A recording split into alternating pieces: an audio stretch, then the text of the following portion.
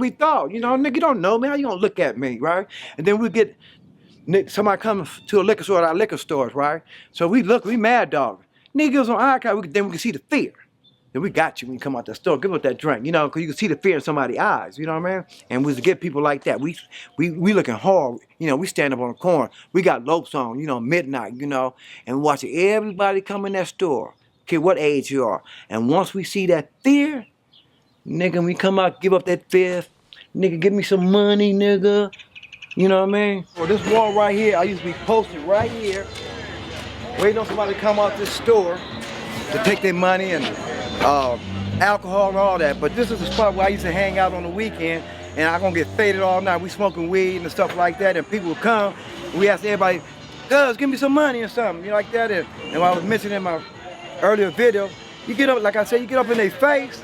Oh, you don't give me no money, get in front of them and get them right up in their face and look them dead in the eye. And you can see the fear, and you can break them down. The fear, they break down right then and there. And that fear break down, they be scared to death. I would tell somebody, when you go in that store, cuz, give me this. You know what I mean? Give me that. And we did that all the time. I used to look in the mirror and practice with a fearful look. So when I get up on somebody, they can see the craziness in my eyes, and you see them break down. Cuz, what you want, right? Get him that too, man. And we posted right here, because they got to come out, they'll come out and give us everything we wanted, you know? That's how this represents. But this is my famous wall. I spend many days, nights, getting everything I want, you know? Right here. Right now, we still in Corner Pocket, right? This is straight Corner Pocket. This is our liquor store. We ran all this, you know? Let's go, baby, to the hole in the wall. I've had my best time, y'all. Yes, I did. In the hole in the wall. 3 o'clock in the morning, all the damn clubs are closed. I went to this place, y'all, I didn't want anyone to know. I walked into the room, had my nose in the air. It's 7 in the morning, and I'm still in there. Let's go, baby, to the hole in the wall. Oh, yeah. I've had my best time, y'all. Yes, I did. In the hole in the wall.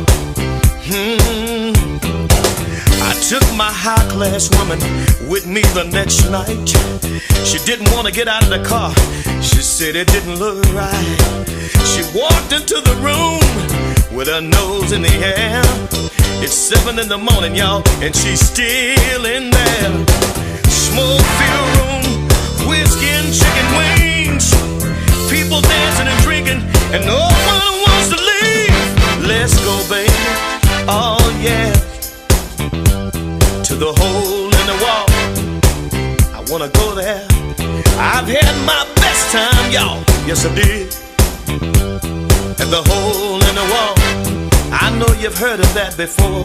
Hey, yeah, yeah, yeah.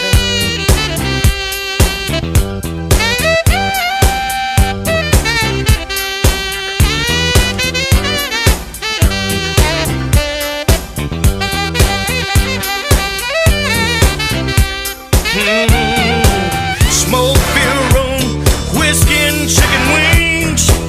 People dancing and drinking, and no one wants to leave. Let's go, baby. Can we go?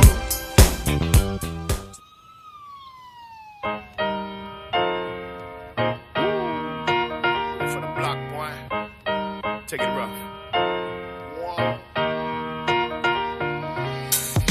Every day it's been the same old thing on my block. You either working or you slanging on my block. You had to hustle, 'cause that's how we was raised on my block. And you stayed on your hop until you made you a nut on my block. To hang out was the thing back then. And even when you left out, you came back in. To my block from Holloway, Belford to Scott, Reed Road to Fox. We know the spots to smoke.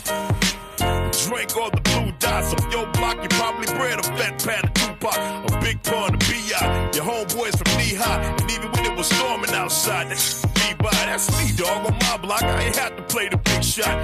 knew me back when I was stealing beer from Shamrock and my nickname was Creepy. If Black Dude could see me, he'd be tripping. And I bet he still try to tease me.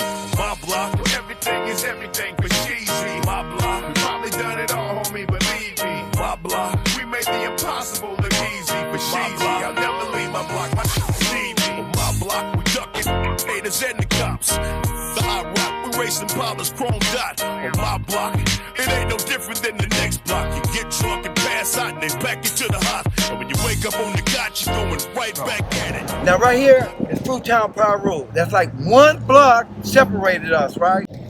But all this is blood area, right? And they no, over there. They had a bigger area than we had. over here, nigga. Oh. That's Fruittown. No, Gonzales Park. It was right here. West side up there. Yeah. So all this blood area. Well, back in the days, Fruittown over there. right? Dre, I pointed to it. Hey, man, But anyway, y'all let me talk, right? So back in the day, see how close we were. So that's why Compton was so with the violence, because we close to each other. The difference between Compton and LA, say the rolling 60s and the A-Trade, they got distance to get to each other. We back in the day, we was all on top of each other. You know what I mean? So that would make Compton so violent at the time. No, the rolling 60s and A-Trade had distance. Before the A-Trades in the 60s, it was before you get to A-Trade, nigga. But anyway, this Compton. Yeah, because you don't know about LA. Right. See, Fruittown Power Road on the wall. Every hood is like that. Every hood is like that. Oh man, this brings back memories like a motherfucker. Man, this brings back a whole bunch of memories, man. Everything look different. Everything is different. Damn. I'm not too blind to see, lady. That's what Mac Wash. Where Mac Wash at?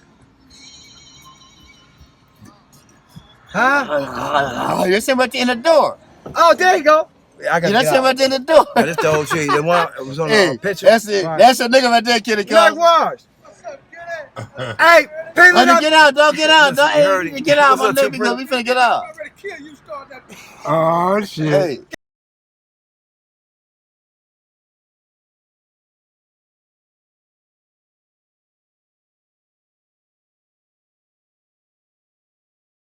Blah blah, everything is everything for cheesy. Blah blah, we probably done it all, homie, believe me. Blah blah, we made the impossible look easy. But cheesy, I'll never leave my block, my need me. Blah blah, everything is everything for cheesy. Blah blah, we probably done it all, homie, believe me. Blah blah, we made the impossible look easy. But cheesy, I'll never leave my block, my need me. Blah blah, everybody business ain't your business. What's going on in this house? Staying here, comprende?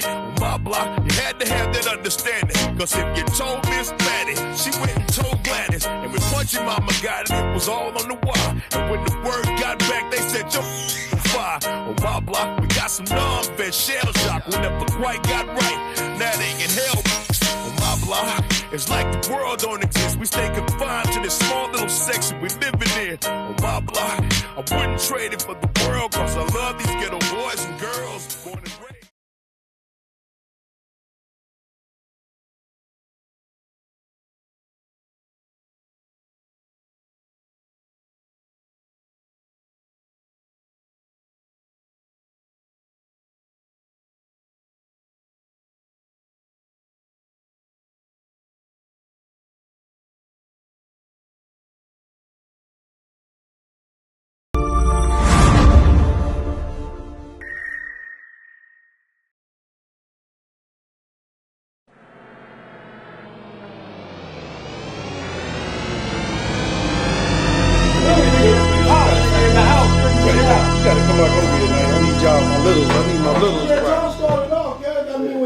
Triggered down to when I came around there. All right, who we got in front of the camera today? You got right now, I'm Big Nug, I'm Original Nugget from Westside Raymond Crips. Then to my right, I got Big Moon from Pasadena Raymond. and then to my left, I got Big T. Big T from Raymond's. So, we here with Kev, man, everybody done seen all my videos and everything, but there was something behind me when it came to the Rangers. It wasn't just Nug. So I don't want y'all to get it twisted. I had dudes, it was 3 different turfs, and everybody was doing their thing. So, you know, this here right here is T. He out of Inglewood, born and raised right there in the city. Been there since '69, the whole shebang. Been there from the get-go. One of the original 10 Deuce Raymond's. Then Moonlight is an original Pasadena, but we're gonna give you the history and how the structure went about the Raymonds, and you know who our enemies were. I mean, combative enemies, not non-combative enemies. See, there's a difference. Ain't nothing past this. 71. You know what I'm saying? On up. Ain't nothing past this. No. Ain't nothing past this. You can't go no further with that. No, you can't. This is it. This is where it began. This is where it began. Bodacious, Bitter Dog Dog. Bruno. head honcho. That's Compton history right there. Yeah. Right. Yeah. So, like I said, now is the time we may do something different.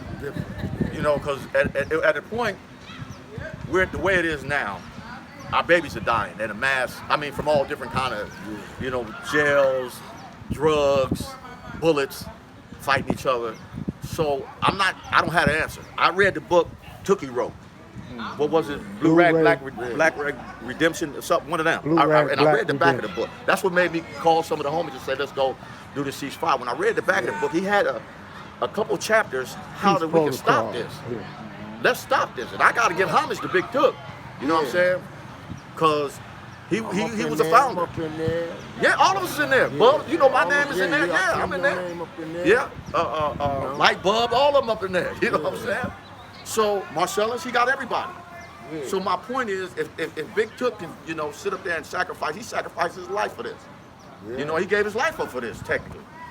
So if he had a plan, the least I could do is say, you know what, let me try and put this in action. Let's see if it works. If it don't work, we can always go back to being stupid. You authored 2 books. Can you tell us a little bit about what they're about? Sprung was my first release.